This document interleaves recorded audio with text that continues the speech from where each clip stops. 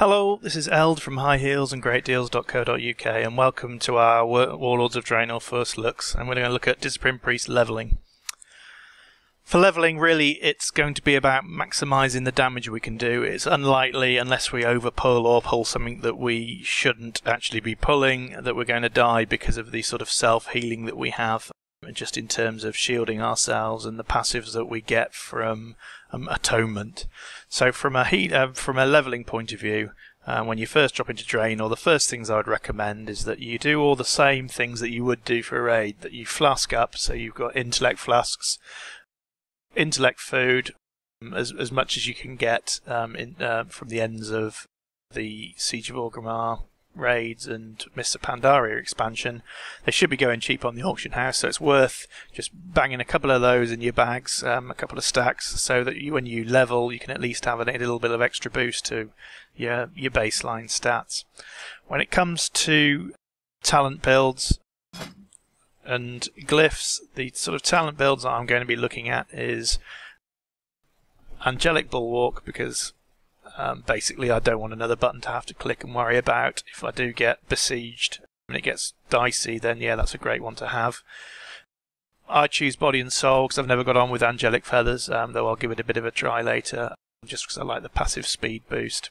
Though, to be honest, having done some initial levelling in the Warlords of Draenor beta, you're pretty much going to be jumping on a mount to get between places very much. There's only a little bit of running on foot to be done, really. I'm going to choose Mindbender because that gives us a bonus bit of damage and mana. Equally, you could go Powered Solace because that makes your Holy Fire somewhat hit for more damage. Void Tendrils, I'd rather hold things in place than have them running around. That's just my choice, so I can run away using my Powered Shield on Body and Soul. Power Infusion, because again I quite like the haste because it helps me take down big bosses quicker. Mana isn't going to be too much of an issue. You'll either be drinking in between, but certainly in the initial levels of levelling I had no issues with mana whatsoever. Your level 90 talent, Divine Star is as good as any, although it's unlikely to be using it very often. It's a lot weaker now, particularly in terms of the damage it does.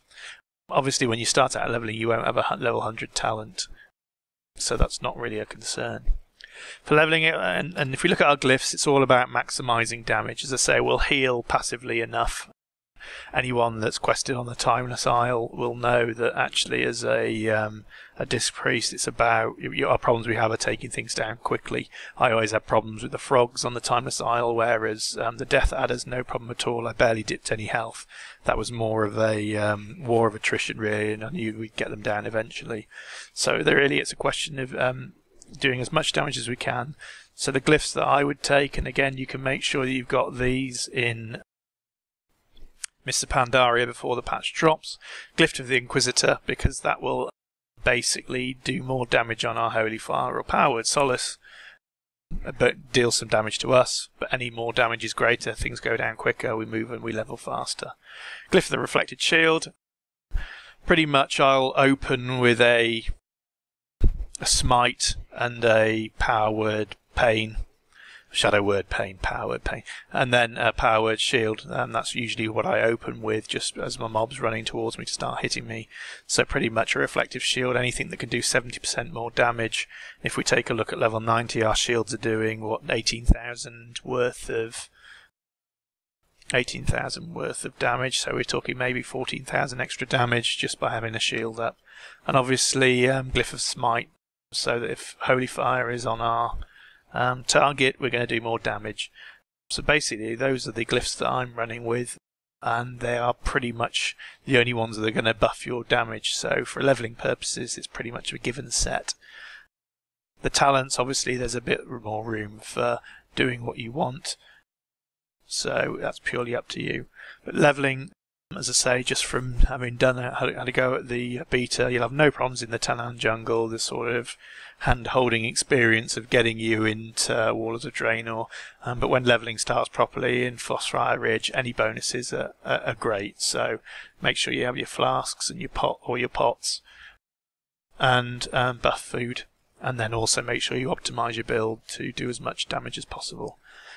as I say, my initial ones really, haven't really had to heal myself at all.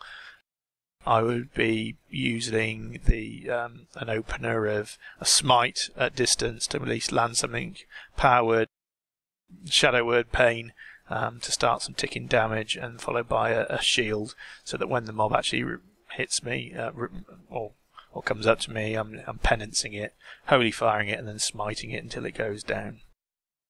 And rinse and repeat the penance, holy fire, and smite.